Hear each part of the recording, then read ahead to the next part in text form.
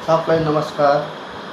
बेलुकाको शीतल नमस्कार मौसम राम्रो थियो। विश्वकर्मा पूजा मजाले मानियो, विश्वभरिमा मानिँदा साथीभाइहरूले होइन, उहाँहरू सबलाई नमस्कार छ।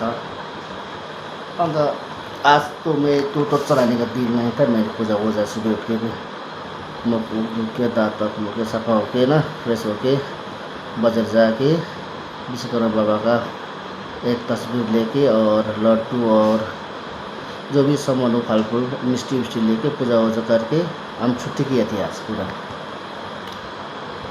लेकिन फिर घूमने के बाद घूमने गए हम 2-3 घंटा। आज तो नहीं चलाएंगे टोटो बोल के घूमने गए थे।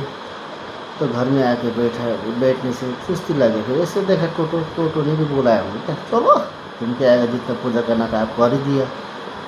मैं इसमें खुश हूँ, बोला टोटो भी हमें तो ठीक है, मैं भी खुश हूँ, पूजा तो मैंने भी कर दिया, ठीक है। फिर हम चला गया टोटो लेके घर से। तब पैसा कमाना शुरू किया। कितना कमाया मैं देखा हूँ आज, ये है कितने कमाए शायद ये देखिए उतना तो नहीं है, 300-400 जैसा होगा आज का कमाई।